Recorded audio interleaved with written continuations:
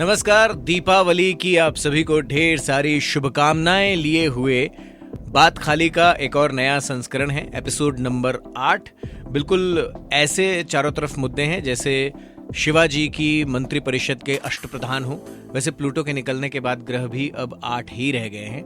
हम स्टूडियो में इस वक्त 2 हैं, मैं और अनीस। बहुत बहुत बधाई आपको दिवाली की अग्रिम शुभकामनाएं और बहुत धन्यवाद कि आपने मुझे यहाँ इनवाइट किया। ये आपका स्वागत है। आज बड़े इज्जत अफजाई से बात हो रही है, त्योहार जो नज़दीक आ रहा है और अष्टमी जो है वो बड़ी इंपॉर्टेंट होती है। अगर हम 8 एपिसोड की बात कर रहे हैं, भुजाएं ऑक्टोपस की भी 8 होती हैं, दुर्गा माँ की भुजाएं भी 8 होती हैं, अष्टभुजाधारी। जी, शक्ति का प्रतीक माना जाता है। और 8 नंबर न्यूमरोलॉजी के हिसाब से भी, जैसे कल ही मैं पढ़ रहा था कि जिसका नंबर 8 होता है न्यूमरोलॉजी पे, या मूलांक या जन्मांक जो भी कहा जाए उसको, वो कुछ ऐसे प्रवृत्ति के होते हैं जो अपने दिल की करते हैं। किसी का नुकसान करने के बाद उतना ही ज्यादा प्रायश्चित भी वो करते हैं, बट दिल के काफी साफ होते हैं, ये सुनने में आया था। हाँ, इसीलिए शायद 8 और 0 2 ही ऐसे अंक हैं जिनको उल्टा पुल्टा कैसे भी लिखें सेम ही दिखते हैं। हाँ और ऐसा टेढ़ा कर दिया जाए तो वो इन्फिनिटी बन जाता है फिर। हाँ, वैसे एक को कई लोग वो नोक हटा के आई के जैसे लिख देते हैं तो उसको भी माना जा सकता है। हाँ। लेकिन उसमें एक नोक होती है और कुछ नोकदार सवाल हैं। पहले तो दीपावली चल रही है, दीपावली की सफाई पूरी हो गई या अभी सफाई देनी बाकी है? घर की बात करें तो चल रही है, ऑफिस की बात करें तो अभी शुरू हो रही है। लाइटें लग गई हैं, शहर जगमगाने लगा है। हाँ। मैंने कहीं पे पढ़ा कि इस दीपावली मैं एक जग खरीदूंगा, फिर मैं प्लास्टिक वाली जहाँ सामान बिकती है उस दुकान में जाऊंगा, एक मग खरीदूंगा, मेरी दीपावली जगमग हो जाएगी। ये बड़ा अच्छा कॉन्सेप्ट है, इससे सबकी दिवाली बन जाएगी। हाँ, इस तरह बहुत सारे अब मीम्स भी बनने शुरू हो गए हैं और पकवान भी बनने शुरू हो गए हैं घरों में। दीपावली के पकवान, उनकी सौंधी सौंधी खुशबू आने लगी है। तो एक तरफ डस्टिंग हो रही है, उसकी खुशबू आ रही है, एक तरफ कुकिंग हो रही है, उसकी खुशबू आ रही है, और बीच से जो गुजर रहा है उसको मिक्स्ड ऑफ खुशबू का मजा लेने का। हाँ, फिर वो समझ नहीं आता ना एक टाइम के बाद कि डिस्टेम्पर की स्मेल है या गुजिया की स्मेल है या चूने का महक है जो आ रहा है नाकों में। तो अजीब सा एक, वैसे मुझे डिस्टेम्पर की या पेंट की महक अच्छी लगती है। अच्छा, ये अक्सर ऐसा माना जाता है, पेट्रोल, मिट्टी और पेंट की खुशबू जिसे पसंद होती है वो दोस्ती करने में काफी अच्छे होते हैं। अच्छा, तो पहले तो मुबारक आपको। सूंघें फिर विश्वास करें। ये नया फंडा हो सकता है भाई। लेकिन जैसे दीपावली नजदीक आती है, घरों में साफ सफाई होती है, तो जो कबाड़ खरीदने वाले होते हैं उनका मोहल्लों में आना जाना बढ़ जाता है। अच्छा, उनकी इज्जत भी बढ़ जाती है। और साथ ही कि मतलब एक घर पे वो खरीद रहे हैं, लोग आके उनको सामान बेच के जाएंगे। ऐसा नहीं कि भैया हमारे दरवाजे पे भी आना। बहुत इज्जत से उनको बुलाया जाता है, बहुत इज्जत से उनको बुला के फिर वो कबाड़ दिया जाता है और कहा जाता है भैया कल और आना। और साथ में ये जो दीपावली की सफाई होती है, इसमें बच्चे ज्यादा उत्साहित होते हैं क्योंकि जो भी कबाड़ निकला है वो उनकी मिल्कियत है। हाँ। बेच के जो भी कुछ आएगा, हाँ, वो उनके हिस्से जाएगा, उनका हिस्सा होगा उस पे, तो वो ज्यादा एक्साइटेड होते हैं और कभी कभी काम की चीज भी बेच देते हैं चक्कर में। अच्छा, और रोना धोना भी काफी होता है ना कि इस चीज से बचपन की यादें जुड़ी हैं और वो हम बेच रहे हैं, तो एक इमोशनल एंगल भी होता है। और कई बार देखा गया, जैसे मेरे घर पे कल सफाई हो रही थी तो पुरानी चिट्ठियां निकली, तो मम्मी पढ़ रही हैं चिट्ठियां और भावुक हो रही हैं क्योंकि वो नाना जी की चिट्ठियां थी।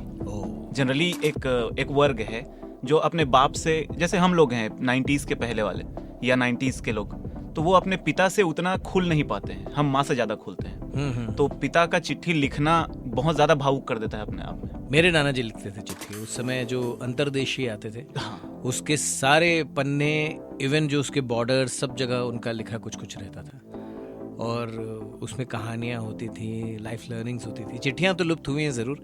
ऐसे में दीपावली की सफाई में अगर मिल जाए अचानक तो फिर बहुत सारे अफसाने जिंदाबाद हो जाते हैं। एक और चीज़ जो दीपावली में जिंदाबाद रहती है वो है सफाई। सफाई के बाद आती है छुट्टियों को मैनेज करने की बारी, क्योंकि दीपावली में छुट्टियां भी आती हैं और छुट्टियों में होता ये है कि जो बहुत प्यारे लगते हैं घर के बच्चे, वो ही फिर ऐसा लगता है कि इनका करें क्या। फिर लगता है कि छुट्टियां नहीं मिलती तो अच्छा था। हाँ, कहाँ इंगेज करें। और ऐसे में बहुत सारे लोग फोन पे इंगेज कर देते हैं, विच इज नॉट राइट। लेकिन मोहल्ले में ऐसा लगता है अचानक से कि सारे बच्चे विजिबल हो गए हैं। हाँ। सारे बच्चे एक साथ गलियों में खेलते हुए दिखाई देते हैं, लड़ते हुए दिखाई देते हैं, और कहीं कहीं पे लड़ाई की शुरुआत जो है वो बच्चे करते हैं, बाद में जो उनके माता पिता हैं वो इजराइल ईरान हो जाते हैं। हाँ, फिर वो एक रहता है लड़ाई, फिर व्यक्तिगत ना होके पारिवारिक हो जाती है। हाँ, तो लेकिन ये फिर भी- सुलझ भी जाती है जब गुझिया पहुंचती है तो। हाँ, ये फिर जिस बच्चे के नाम पे वो लोग लड़ रहे हैं वही बच्चे आपस में मिल के पटाखे चला रहे हैं। हाँ। तो ये एक बड़ी दिक्कत है। फिर वो दोनों को कूट रहे हैं कि तुम्हारी वजह से हम लड़ रहे थे और ये क्या हरकत है तुम्हारी। इस बार दीपावली में या शहरों की दीपावली में वो जो मिठाइयों का आदान प्रदान है वो थोड़ा कम होता है, गांव में ज्यादा होता है कि हाँ, एक और है कि इन सब में जो सबसे अपने आप को निचले तबके का महसूस करता है वो क्या बोलते हैं उसको, एक डब्बा आता है ना, सोन पापड़ी। सोन पापड़ी। हाँ। नाम में उसका सोना है, लेकिन सबसे नीचे वही आ जाता है बेचारा। हाँ, सोन पापड़ी जो है ना वो ट्रांसफरेबल फाइल है। हाँ, फिर वो फॉरवर्ड करते हाँ, जाओ वो एक के फॉरवर्ड बाद करते हैं, वो व्हाट्सएप के मैसेज की तरह आगे बढ़ती रहती है और उस पर मीम भी बहुत बनते हैं। लेकिन घर में एक ऐसा सदस्य होता है लाइक अस जो मीडिया में काम करते हैं या जिनकी आवश्यक सेवाएं होती हैं कि बाकी सबकी तो है छुट्टी, इन्हें ऑफिस जाना है। ये एक बड़ा दर्द है। आपने क्या याद दिला दिया बताओ। इस कैटेगरी में और 11-12 लोग जुड़े हैं जो टीम इंडिया के लिए खेलते हैं। जो करारी हार उन्होंने झेली है न्यूजीलैंड से, उसके बाद इनकी दीपावली की छुट्टियां हो गई कैंसिल। इनको करनी पड़ेगी प्रैक्टिस। मामला गंभीर है। गंभीर इसलिए भी है क्योंकि ये समझ नहीं पा रहे हैं। आई थिंक ये 12 के 12 लोग इस बात से कंफ्यूज होंगे कि यार हारे हैं तो छुट्टी नहीं मिल रही है, छुट्टी में जाते तो घर की सफाई करनी पड़ती तो उससे तो बच गए, लेकिन दिवाली पे छुट्टी नहीं मिल रही है इस बात का दुख भी है। तो ये मिक्सिंग है काफी। हाँ, एक तो ये था कि 12वीं सीरीज जीत, हाँ, लेकिन वो हो नहीं पाया। गौतम गंभीर जिस तरीके से high on value, high on appreciation आए थे एज अ कोच, और एक ऐसा कोच जो क्रेडिट लेता भी है और देता भी है, क्योंकि इससे पहले कोच टीम का जो भी हो उसके हिस्से बहुत क्रेडिट आता नहीं था, कप्तान के हिस्से आता था। इस बार शेयरिंग है, कैप्टन भी है, कैप्टन ने वर्ल्ड कप जिताया है, उसके बाद और भी ज्यादा एक्सपेक्टेशन। इंडिया वाले मानते कहाँ हैं। रोहित शर्मा ने प्रेस कॉन्फ्रेंस में कहा भी कि ठीक है यार, मतलब इतने सालों के बाद, एक दशक के बाद घर में हारे हैं, कभी ना कभी तो होना ही था, लेकिन उसको बहुत ऑन अ स्पोर्टिंग मैनर नहीं लिया सोशल मीडिया पे। हाँ, ट्रोल कर दिया गया। हाँ, ट्रोल किया गया, एरोगेंस पे लिया गया। बट आई थिंक थोड़ा सा ये तो है कि थोड़ी सी कैजुअलनेस थी प्लेइंग में।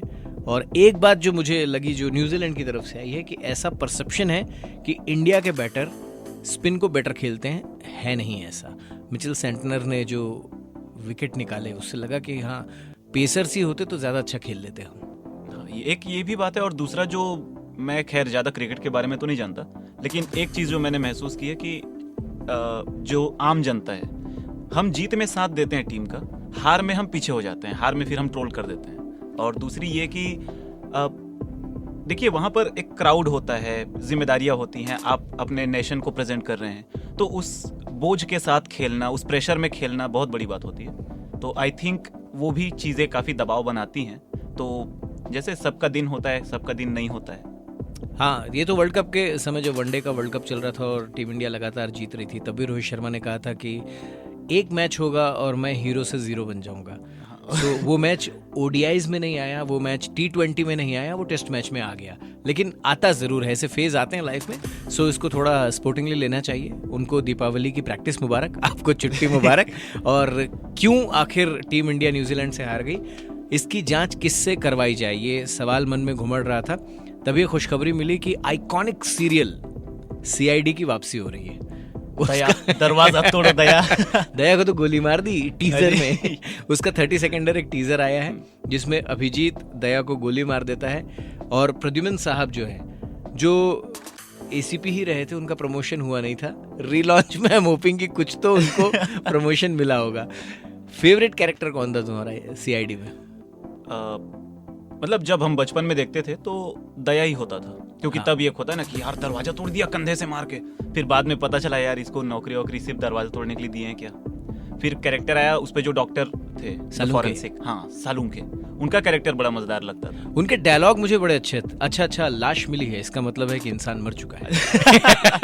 मतलब बहुत ऑब्वियस डायलॉग उस समय होते थे, लेकिन बड़े मजेदार होते थे। अच्छा, उनका गेटअप भी बड़ा जबरदस्त होता था। हाँ। लगता था जैसे खुद नए अवतार में अपने आइंस्टाइन साहब प्रकट हो चुके हैं, क्योंकि हाँ, वैसे हाँ, बाल बिखरे हुए, बाल बिखरे। वैसा बहुत सारे जो ड्रग्स होते थे वो खुद चख के बताते थे। ये कौन सा है? एक ये होता है ना कि ड्रग्स लेना प्रोहिबिटेड है, लेकिन अब उनको मन करता होगा तो थोड़ा सा चख लिए, भाई चलो ये अच्छा हुआ। तो ये सारा मीम मटेरियल था सीआईडी वर्ल्ड से। अब देखना ये होगा कि जो नया सीआईडी का अवतार आएगा वो किस तरीके का आएगा। वैसे एक मौका छत्तीसगढ़ के लिए आया है कि यहाँ पे टीवीएफ की हमर चिकित्सालय, मतलब एक हॉस्पिटल, गवर्नमेंट का हॉस्पिटल कैसा होता है उसका शूट होगा। और छत्तीसगढ़ वाले एक्साइटेड हैं इस बात को लेकर कि ये अच्छा है कि एक पंचायत जैसी जिन्होंने बहुत शानदार सीरीज बनाई थी वो अब हमारे यहाँ शूट करने जा रहे हैं। लेकिन इससे जो सरकारी अस्पताल हैं उस तरफ थोड़ा ध्यान जाता है। अक्सर जब सरकारी अस्पताल से जब भी कभी हम न्यूज़ में या कहीं देखते हैं या जाना होता है, किस तरीके की यादें, किस तरीके का इंप्रेशन है? एक परसेप्शन है कि सरकारी अस्पताल गए मतलब लोग बीमार होके जाएंगे और फिर कभी नहीं लौटेंगे, एक ये परसेप्शन माना जाता था। बट पर्सनल मेरा ऐसा अनुभव है कि ठीक है, कुछ अव्यवस्थाएं तो होती हैं जैसे, और ये आम आदमी ही बनाता है ऐसा कि कहीं भी कोने में थूक दिए, गंदगी फैला दी, कहीं भी कचरा फेंक दिए। तो ये आई थिंक आम लोगों में होनी चाहिए कि वो ऐसा ना करें। एक रिक्वेस्ट है जितने भी सुनने वाले उनसे। और सरकारी अस्पताल का ये है कि मेरा जो एक्सपीरियंस कहता है बेस्ट है।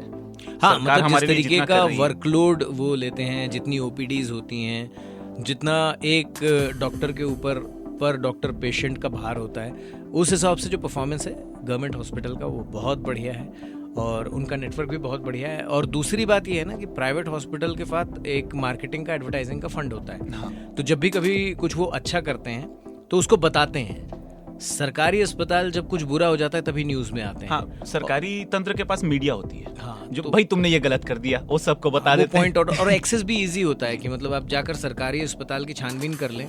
ये आपके लिए आसान है। प्राइवेट हॉस्पिटल बहुत मैनेज्ड होते हैं। ये नहीं कह रहा कि वहाँ पे अव्यवस्थाएं होती हैं, लेकिन यहाँ की अव्यवस्था जो है वो जाहिर तौर पे बाहर आ जाती है। लेकिन ऐसे में सरकारी अस्पताल का एक दिन कैसा हो सकता है, मैं एक रिकमेंडेशन दूंगा। ज्ञान चतुर्वेदी एक बहुत अच्छे व्यंग्यकार हैं, उन्होंने एक उपन्यास लिखा है नरक यात्रा।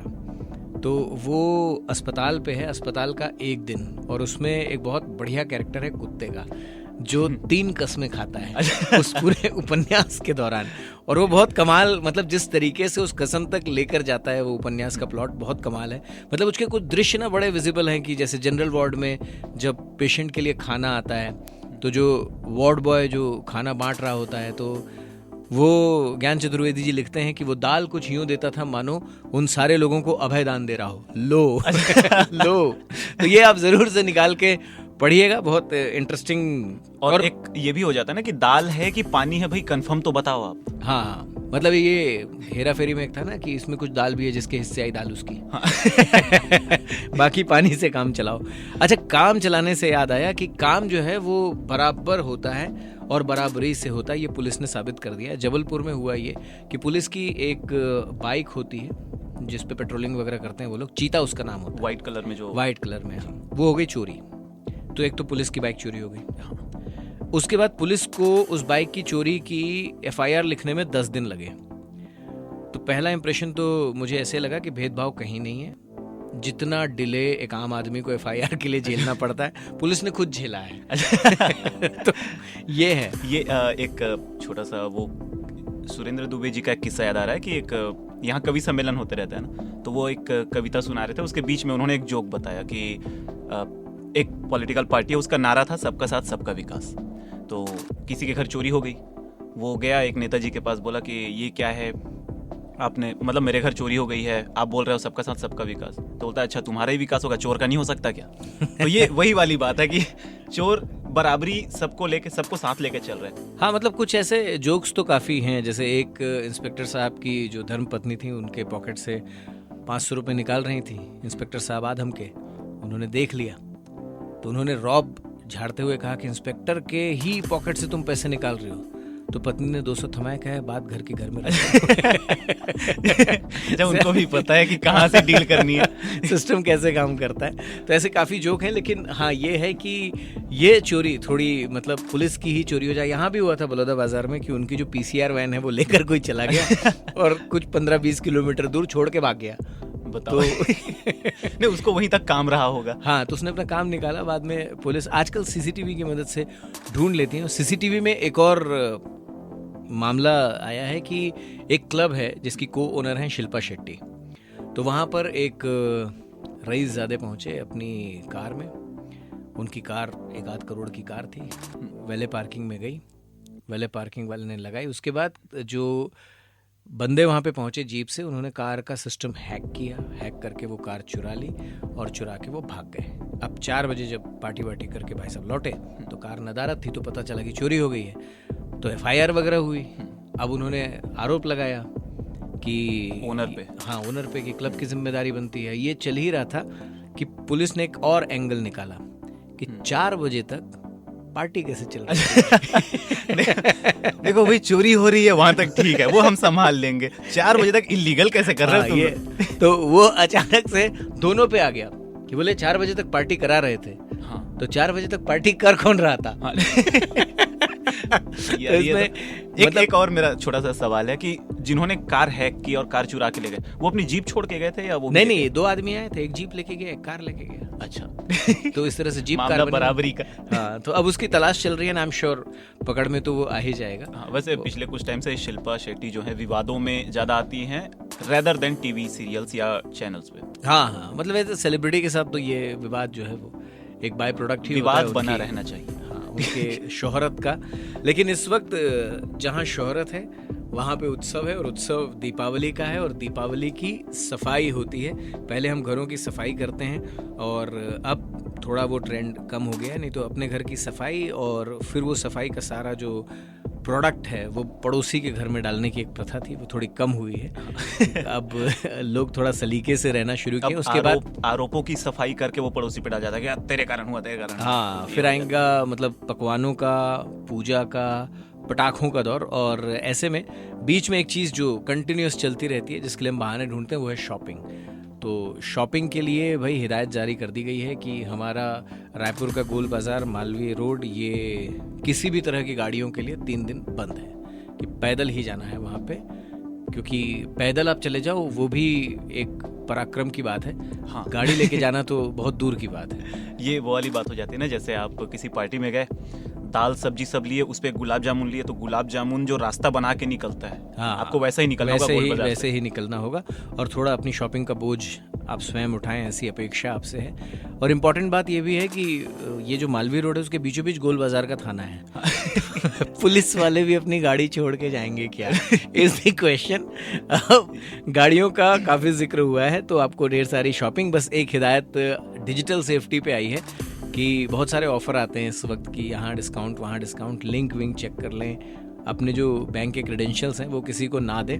मिठाइयाँ आप मुझे और अनीश को ज़रूर दें, हम दोनों इंस्टाग्राम पे हैं। और अच्छा ये लग रहा है कि अब हमारी खाली बात पे या बात खाली पे लोगों ने अपने कमेंट रिस्पॉन्स करना शुरू किया है। तो आप बताते रहिएगा बातचीत कैसी लग रही है। खाली नहीं रहेगी, बात खाली नहीं रहेगी, दोनों तरफ से बातें होंगी। और जो आप बताएंगे वो हम शामिल करने की कोशिश करेंगे। आप सभी को दीपावली की ढेर सारी शुभकामनाएं।